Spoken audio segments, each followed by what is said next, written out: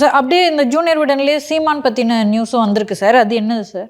அது கழுகாரில் என்ன வந்திருக்குன்னா, என் தந்தை மறைவுக்கு ஃபோனில் இரங்கல் தெரிவித்தார். அவரின் மூத்த அண்ணன் மறைவுக்கு துக்கம் விசாரித்து ஆறுதல் கூற வேண்டும் என்று சீமான் தரப்பில் இருந்து முதல்வர் தரப்புக்கு தூது போயிருக்கிறது. யார் அந்த தூதர்? சொல்கிறேன். நாம் தமிழர் கட்சியில் எந்த பொறுப்பிலும் இல்லை என்றாலும் சீமானுக்கு தேவா என்கிற தேவேந்திரன் தான் நிழல் போல இருக்கிறார்.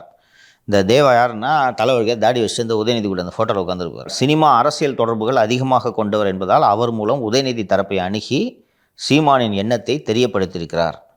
இது வெறும் ஆறுதலுக்கான சந்திப்பு இல்லை என்பதை உணர்ந்த முதல் தரப்பு வீட்டுக்கே வாருங்கள் என்று சிவப்பு கம்பளம் விரித்திருக்கிறது. சீமானின் நாம் தமிழர் கட்சிக்கு 26 சட்டமன்ற தேர்தல் வாழ்வா சாவா போராட்ட நிலைதான். தன்னையும் தனது கட்சியையும் காப்பாற்ற சட்டமன்றத்துக்குள் அவர் நுழைந்தே ஆக வேண்டும் என்ற முடிவில் இருக்கிறார். அதற்கு யாரெல்லாம் உதவி செய்ய வாய்ப்பு இருக்கிறதோ அவர்களையெல்லாம் தேடி தேடி நட்பு பாராட்டி வருகிறார் சீமான். அந்த வகையில் தான் ஏற்கனவே டெல்லி புள்ளிகளையும் ஃபினான்ஸ் மினிஸ்டர் சந்தித்ததாக சொன்னாங்க. தற்போது ஸ்டாலினையும் சந்தித்து இருக்கிறார். இந்த சந்திப்பு சீமானின் வருங்கால பெருந்திட்டத்துக்கான ஆரம்ப புள்ளி.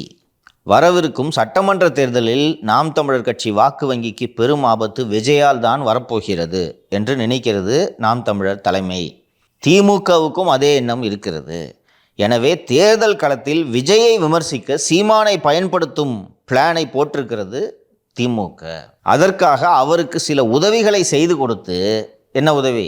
உச்சநீதிமன்றம் செய்து கொடுத்து அவரை கைக்குள் வைத்து கொள்ளத்தான் இந்த சந்திப்புக்கு ஓகே சொல்லியிருக்கிறது திமுக மேலிடம். அதே போல பதிலுக்கு எந்தெந்த வகையிலெல்லாம் பயன்பெற முடியுமோ அதை திமுகவிடம் நாம் தமிழர் தரப்பு எதிர்பார்க்கிறது அப்படின்னு இதில் ஜூனியர் விடனில் அது செய்தி வந்திருக்கு. இதில் முக்கால்வாசி விஷயங்களை நாம் ஏற்கனவே விவாதித்து விட்டோம். அதுதான் இந்த விவரம். அதான் சார், இப்போ நான் ரீசெண்டாக பார்த்தேன், முதலமைச்சரை போய் சந்திச்சுட்டு வந்ததுக்கப்புறம் கொள்கை இல்லாத தாவேக்கா அப்படின்னு ஒரு நியூஸ் போட்டிருந்தாங்க. நான் இப்படி அவரை போய் பார்த்துட்டு வந்ததுக்கப்புறம் இப்போது பேசுகிறதுக்கே கரண்ட் நியூஸ் அவ்வளோ இருக்கும்போது இப்படியான ஒரு நியூஸ் அப்படிங்கிறது எனக்கு ஷாக்காக இருந்துச்சு. இப்போ தான் எனக்கு புரியுது. ஆக்சுவலாக நீங்கள் சொல்லியிருந்தீங்க முதலமைச்சரை சந்திச்சுட்டு வந்ததுக்கப்புறமா அவங்களுடைய டோன் கொஞ்சம் மாறும் பாருங்க அப்படின்னு சொல்லிட்டு. இப்போ நான் பார்க்கும்போது ரீசெண்டாக தாவேக்காவுக்கு கொள்கை இல்லை அப்படின்ற ஒரு விஷயத்த பேசியிருந்தாங்க. எனக்கு ரொம்ப ஷாக்கிங்காக இருந்தது. தாவேக்கா நேற்று ஆரம்பிச்ச கட்சி இல்லை, இதெல்லாம் ஸ்டார்டிங்கே பேசினது தான். அதை மறுமுறையும் இப்போ பேசணுன்ற அவசியம் இல்லை. எதுக்கு இதை பேசியிருக்காங்க அப்படின்னு யோசித்தேன். இதுதான் அஜெண்டா. நீ அடி, எங்களையும் அடி, விஜய் வாக்குகளை உடை. இப்போது திமுக ரொம்ப பர்சனலாக போய் கண்ணாப்பண்ணு திட்ட முடியாது இல்லையா விஜயை. இவர் திட்டலாம்ல, இவர் வச்சு திட்ட விட்டா. ஸோ விஜயோட கவனத்தை இங்கிட்டு திருப்பணும். திமுக பக்கத்துலேருந்து விஜய் ஃபோக்கஸ் லைட்டை நாம் தமிழர் பக்கம் திருப்ப வேண்டும் என்றது நோக்கமாக இருக்கலாம்ல.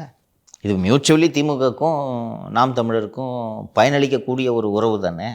இதை ஏன் இந்த சந்திப்புன்றதெல்லாம் நான் விரிவாக ராமநாதபுரம் நிகழ்ச்சியை ரத்து செய்துவிட்டு இங்கே ஏன் சந்திக்க வேண்டும் என்பதெல்லாம், இறந்த பக்கத்து வீட்டில் போய் துக்கம் கேட்கறது என்னன்றதெல்லாம் விரிவாக நான் சொல்லியிருந்தேன். இது இல்லை என்றால் எதற்கு போய் சந்திக்க வேண்டும்?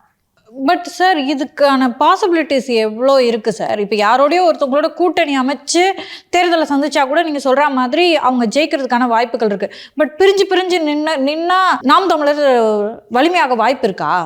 நாம் தமிழர் வலிமையாகணுன்றதை பற்றி அவரே அக்கறைப்படல, நீங்கள் ஏன் அவ்வளோ அக்கறைப்பட்டு இருக்கீங்க? ஏற்கனவே நம்ம பேசணும். இங்கே வலிமையாகணும்னா பெரிய அளவில் பொருளாதார வசதி இல்லாத ஒரு கட்சியை 5 அல்லது 6 தொகுதிகளை குறித்து கொங்கு கட்சியை ஒரு உதாரணமாக சொல்லலாம். அவங்க எங்கே ஸ்ட்ராங்கு? கொங்கு பகுதியில் ஸ்ட்ராங்கு. அந்த ஏரியாவில் அந்த கொங்கு மக்கள் கட்சியை கிட்டத்தட்ட ஒரு 10 ஒரு மக்கள் இயக்கமாக இருந்ததை அரசியல் கட்சியாக மாற்றி அந்த ஏரியாவில் வலுவாக இருக்காங்களா? ஒவ்வொரு எலெக்ஷனுக்கும் ஒரு 2 எம்எல்ஏ சீட்டு, ஒரு எம்பி சீட்டு வாங்கிடுறாங்களா? ஜெயிச்சுட்டு வராங்களா? இதையே நீங்கள் பண்ணல. அப்போ அமைப்பு வலுவாகணுன்ற நோக்கம் இருந்துச்சுன்னா ஒரு நிர்வாகி வெளியில் போகிறப்போ கூப்பிட்டு பேசுவீங்க. போடா அப்படின்ட்டு நீங்கள் சொல்கிறீங்கன்னா அமைப்பு வலுவாக கூடாது என்பது தான் உங்களது எண்ணம் என்பதை நான் புரிந்து கொள்ளும். திமுகவை எதிர்க்கிறதுக்கு இபிஎஸ் அவர்கள் ஓரணியாக திரளணும் அப்படின்னு சொல்லியிருக்காங்களேன்ற கேள்விக்கு, நாங்கள் திமுகவை எதிர்க்கிறதுக்கு ஓரணியாக சேர மாட்டோம், திமுகவை எதிர்க்கிற ஒரே அணி அப்படின்ற மாதிரி சொல்லியிருக்காரு. இதெல்லாம் அந்த பஞ்ச் டைலாக் சினிமாவில் பேசுகிற மாதிரி, புரியுதுங்களா? அதனால் இதெல்லாம் ரொம்ப சீரியஸாக எடுத்துக்க வேணாம். அந்த அதிமுகன்ற கட்சி உருவாகினதே திமுகவை எதிர்க்கிறதுக்காக மட்டும்தான். ஒவ்வொரு கட்சிக்கும் ஒரு கொள்கை இருக்குது. அதிமுகன்ட்டு கேளுங்க, என்னப்பா உங்கள் கொள்கை? திமுக திட்டுறது, வேறு லட்சியமே கிடையாது. புரியுதா? திமுக எதிர்ப்பு என்ற ஒரே புள்ளியில் தடம் மாறாமல் பயணிக்கக்கூடிய ஒரு கட்சி என்றால் அது அண்ணா திராவிட முன்னேற்ற கழகம் தான். இவர் எனக்கும் திமுகவுக்கும் என்ன பிரச்சனை? ஒரு தமிழ் ஆளுநர் ஏதாவது ஒன்று உருட்டு வரப்பா, ரொம்ப பெருசாலாம் எடுத்துக்க வேண்டியது இல்லை. ஓகேவா? ஒரு அணி தான், ஒரே அணி இல்லைட்டு இப்படிலாம் சும்மா அது பஞ்சு டைலாக்காக பேசுவார். அதெல்லாம் ரொம்ப சீரியஸாலாம் அண்ணன் சொல்கிற கதையெல்லாம் அவ்வளோ சீரியஸாக எடுத்துக்கக்கூடாது. அப்படி கேட்டுட்டு இந்த அருமையாக இது கேட்குறதுக்குன்ட்டு போயிடணும், அவ்வளோதான். நம்மளுக்கு ஒருத்தவங்க கமெண்ட் பண்ணியிருந்தாங்க சார், சிந்திக்கக்கூடிய ஒரு விஷயமா இருந்தது. என்னன்னா வந்து எங்களோட ஹாஸ்டலில் உப்மா தான் டெய்லி சர்வ் பண்ணுவாங்க. எங்களுக்கு உப்மா வேணான்றதை நாங்கள் ரொம்ப கிளியராக முடிவு பண்ணிட்டு போராட்டம் பண்ணோம். அப்போ வந்து எதிர் திசையில் இட்லி வேணும், தோசை வேணும், பொங்கல் வேணும் அப்படின்னு வெரைட்டியாக இருக்கும்போது மெஜாரிட்டியான ஓட்டு வந்து யாருக்குமே விழலை. அதனால மீண்டும் உப்மாவே ஜெயிச்சிருச்சு. எது எங்களுக்கு வேணுன்றதை நாங்கள் சரியாக முடிவு பண்ணாதனால மீண்டும் உப்மாவே சாப்பிட வேண்டிய கட்டாயத்துக்கு தள்ளப்பட்டுட்டோம் அப்படின்னு சொல்லிட்டு. ஸோ அப்படி தான் இருக்க போதாங்க சார்? திமுகன்ற உப்மா தான் மீண்டும் மக்களை ஆள போதா?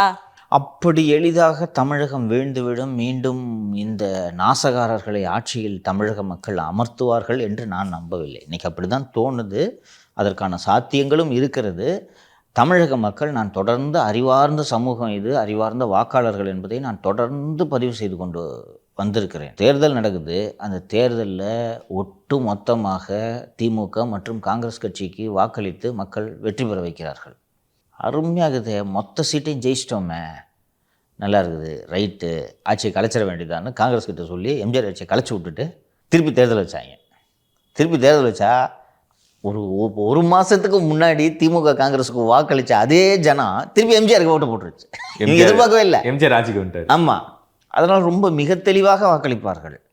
அந்த 2019 தேர்தலில் சட்டப்பேரவைக்கு மற்றும் அது மாநில மக்களவை மற்றும் 22 சட்டப்பேரவை தொகுதிகளுக்கு தேர்தல் வந்தது. ரொம்ப தெளிவாக அதில் எல்லாத்துக்கும் திமுக ஓட்டு போட்டுட்டு அசம்பிளி எலெக்ஷனில் ஏடிஎம்கே ஓட்டு போட்டாங்க.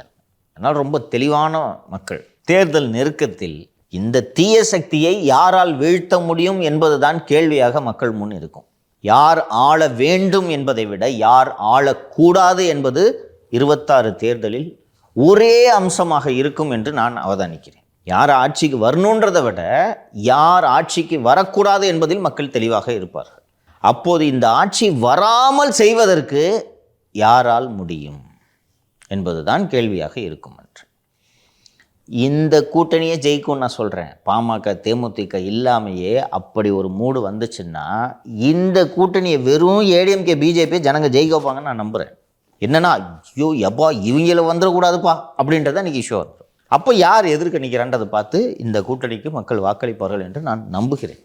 அதை நோக்கி தான் போகுது. 96 எப்படி ஜெயலலிதா ஆட்சிக்கு வரக்கூடாது என்பது ஒரே புள்ளியில் 96 சட்டப்பேரவை தேர்தல் நடைபெற்றதோ, அதே போல் 26 சட்டப்பேரவை தேர்தலும் திமுக ஆட்சிக்கு வரக்கூடாது என்ற ஒற்றை புள்ளியில் நடக்கும். ஓட்டுகள் சிதறி மறுபடியும் திமுக ஆட்சிக்கு வந்தால் தமிழ்நாடு எந்த மாதிரியான ஒரு நிலையை சந்திக்கும் சார்? நினைத்து பார்க்க முடியாத ஒரு அவலமான சூழ்நிலைக்கு தமிழகம் தள்ளப்படும். அது நான் என்ன நினைக்கிறேன்னா, அது இயற்கை விதிக்கு முரணானதுன்றேன். நான் இயற்கைக்கு எதிரானது, அதுக்கு வாய்ப்பே கிடையாதுன்ட்டு நான் உறுதியாக நம்புகிறேன். நான் மனதார நம்புகிறேன். நான் நீ சொல்கிறது போல் அது பாரதூர விளைவுகளை ஏற்படுத்தும். என்ன விளைவுகள் என்பதெல்லாம் நாம் ரொம்ப விரிவாக ஆராய வேண்டியதில்லை. அதற்கு வாய்ப்பே இல்லை என்று நான் உறுதியாக நம்புகிறேன். இன்றைக்கி உங்களுக்கு பார்ப்பதற்கு திமுகவும் அதன் கூட்டணியும் கட்டுக்கோப்பாக இருப்பதாக தோன்றுகிறது அல்லவா?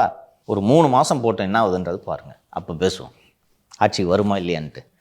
எழுதி வைத்துக் கொள்ளுங்கள், திமுக 3வது இடத்துக்கு தள்ளப்பட்டாலும் ஆச்சரியப்படுவதற்கில்லை.